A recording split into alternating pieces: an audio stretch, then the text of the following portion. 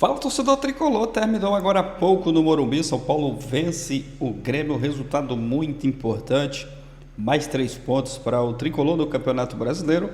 Vamos acompanhar aqui o pós-jogo, pessoal do Linha de Passe da ESPN Brasil, falando aí sobre essa vitória do São Paulo no Morumbi. Aproveitar aqui e já deixar os créditos na descrição ESPN Brasil.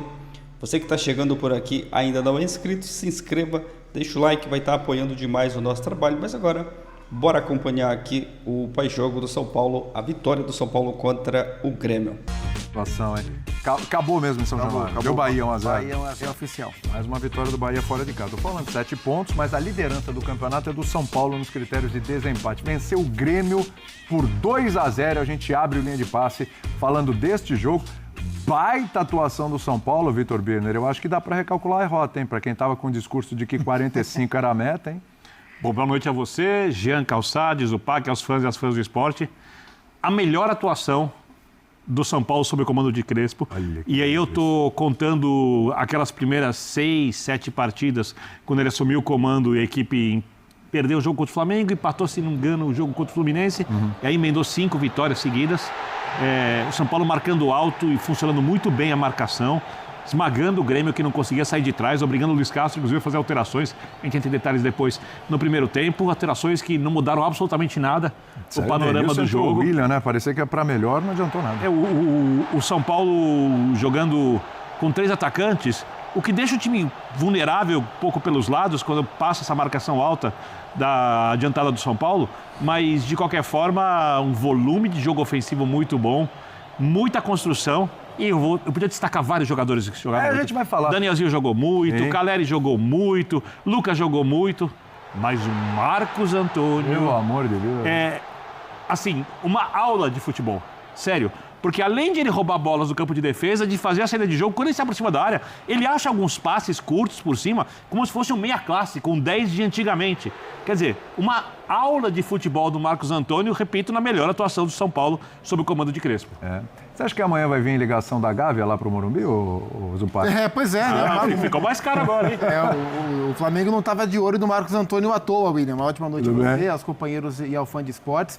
E é muito interessante que o futebol do Marcos Antônio sobressaia, assim, ele vem jogando bem constantemente, mas que o Birner empregue o termo aula para o que ele fez hoje, no momento em que o Crespo passa a ter o time ideal de volta, consegue escalar os jogadores nas suas melhores posições, e ele, Marcos Antônio, não joga de segundo volante, não joga de camisa 10. Ele é a terceira figura desse meio-campo em termos de articulação, e isso é positivo para ele, porque ele joga numa área um pouco mais atrasada da área mais congestionada, e possibilita ele ter um pouquinho mais de espaço para dar os passes fantásticos que ele dá, né? Ele deu um passe para o Caleri no gol que estava impedido, né? Que foi uma jogada belíssima também.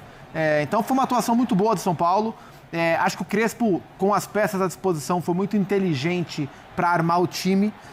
Montando o São Paulo, ele não pode contar com o Arboleda, talvez se ele pudesse contar com o Arboleda, será que ele ia com 3 zagueiros? Não dá para saber, mas o que ele fez, montando a linha de 4 e montando 3 meio-campistas na primeira linha média, com o Marcos Antônio, com o Bobadilla, depois o Pablo Maia, com o Danielzinho, que mais uma vez jogou muito bem, o Lucas praticamente de enganche, com dupla de ataque, então para o Lucas funciona.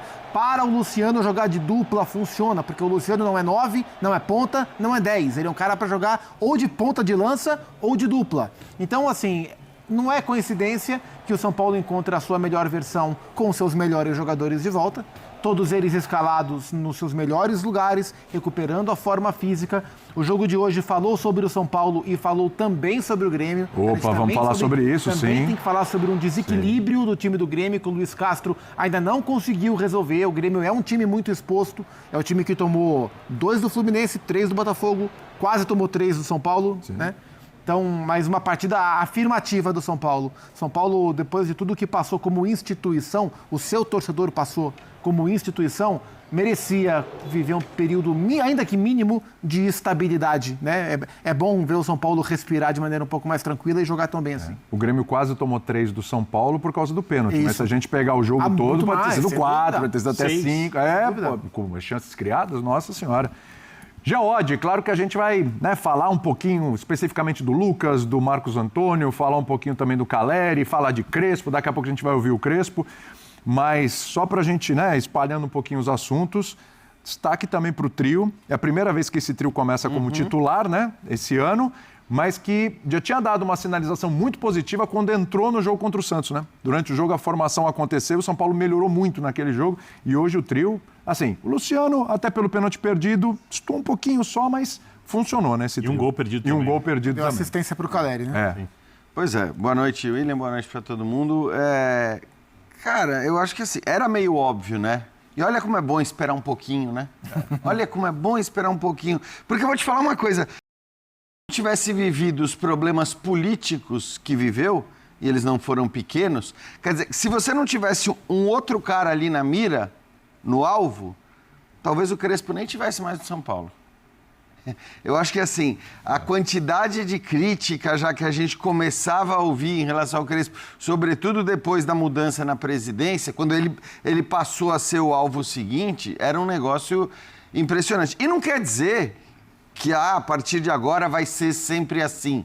Vai ser só isso. A gente só vai ver o São Paulo jogar no mais alto nível. Porque se jogar do jeito que jogou hoje no campeonato todo, o São Paulo briga pelo título brasileiro. E eu acho um pouco provável. Eu acho difícil que o São Paulo brigue pelo título brasileiro, até porque, como você disse, o trio é muito importante. E o trio não vai jogar o tempo todo. Claro. O trio não vai jogar o tempo todo. Eu acho que isso é muito claro. Quando a gente fala de elencos, a gente sabe que o São Paulo tem algumas peças que são fundamentais, que são determinantes para que o time consiga jogar num certo nível e que essas peças, acho que o Lucas, principalmente, por melhor fisicamente que ele se mostre nas partidas, por mais que ele se dedique, é um cara que não vai ter condição de ser submetido à insanidade do calendário do futebol brasileiro. Então, eu acho que é importante entender que, ok, você vai ter limitações em determinados momentos, que esse time não vai jogar assim o tempo todo e que esse time não vai jogar o tempo todo, mas hoje o time jogou muito bem.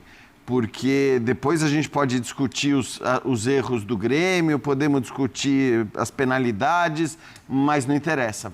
Você pode ir para antes do pênalti, você pode ir para antes dos erros do Grêmio, e o São Paulo já tinha criado um caminhão de oportunidades. Primeiro tempo inteiro, do começo ao fim... Antes da expulsão, né? Exatamente, antes da expulsão. Claro que a expulsão acaba matando o jogo ali, né? Até porque o São Paulo já estava muito bem.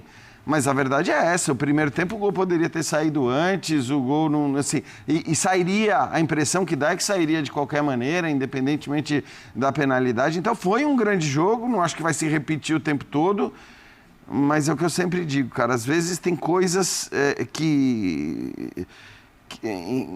tem momentos, tem situações no futebol brasileiro que a gente é tão incisivo, a gente é tão imediatista, a gente cobra tanto de certos profissionais que acho que assim, a gente abrevia passagens que poderiam ser passagens boas. Eu tenho certeza que foram abreviadas ao longo da história no futebol brasileiro uma série de passagens de bons profissionais que foram abreviadas por conta das pressões. Só um detalhe, Jean. Desculpa, Calçade. É a tua vez. Quem falou em somar 45 pontos foi o técnico. Não, mais que a imprensa. Não, eu sei. Ele, se alguém abreviou, foi ele. Eu não estou nem entrando nos 45 pontos. E acho que se você pegar a situação que o São Paulo estava metido ali... Ele não falou nenhum absurdo. Não falou nenhum absurdo, porque você olhava para aquele contexto, para aquela conjuntura da qual o São Paulo aparentemente ou parcialmente conseguiu se retirar... E não era absurdo. Claro que para mim era absurdo que depois de um jogo no Campeonato Estadual tivesse todo mundo bradando com medo do rebaixamento. Ali acho que era um pouco demais. A gente acho que exagera em vários momentos. Mas a minha questão vai muito em relação ao que a gente cobra dos profissionais dentro de campo, no banco de reservas, que acho que às vezes é muito intenso e mais do que muito intenso, muito rápido. Sim. Fato é, né, Calçade, que o São Paulo teve uma tabela difícil nesse começo de campeonato. Verdade. De cara pega o Flamengo, vence, tem um clássico, num jogo de muita eficiência do São Paulo. Teve o jogo com o Santos, que não está numa boa fase, mas é o clássico na Vila, e merecia ter vencido aquele jogo. Foi melhor que o Santos. Foi melhor que o Santos, merecia ter vencido.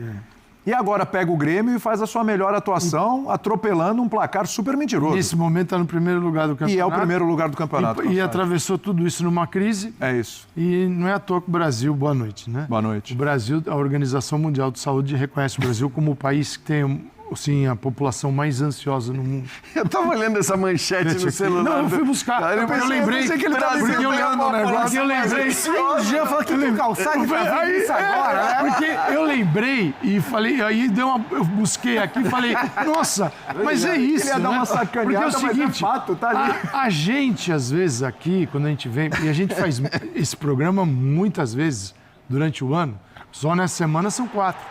Sim. Né? 5 dias. E a gente sai, né? A gente vive na montanha-russa. Parece que a gente tá no parque da Disney, na montanha-russa, né?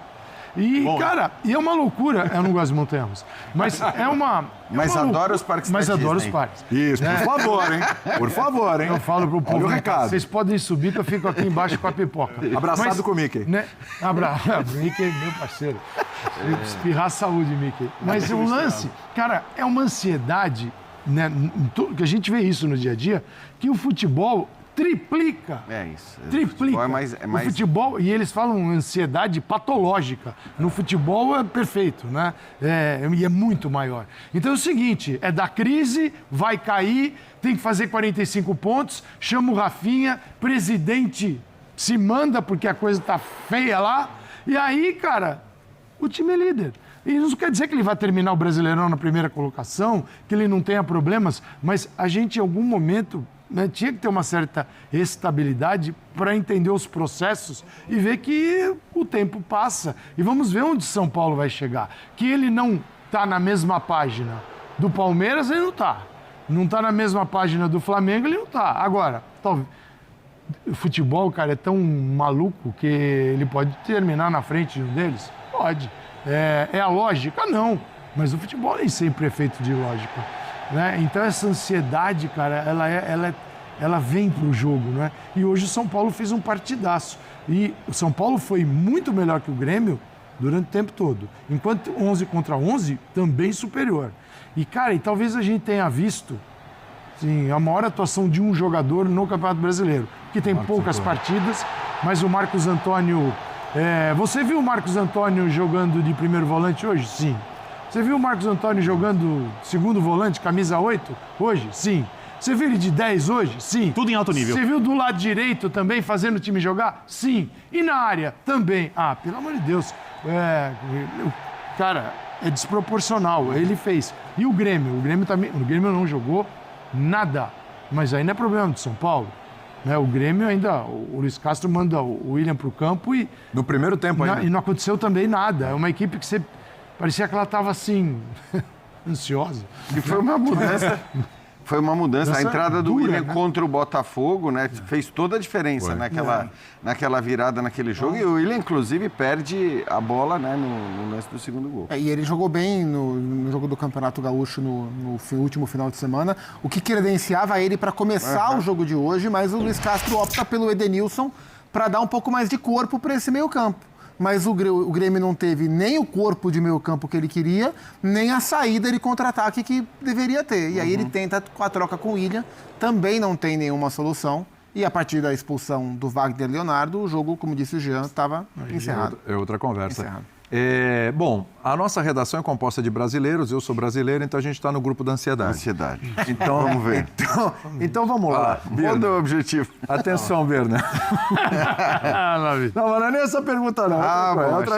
Essa também entrou no rol da ansiedade. O objetivo do Crespo muda. Muda. Então, não, só... Não, vai lá.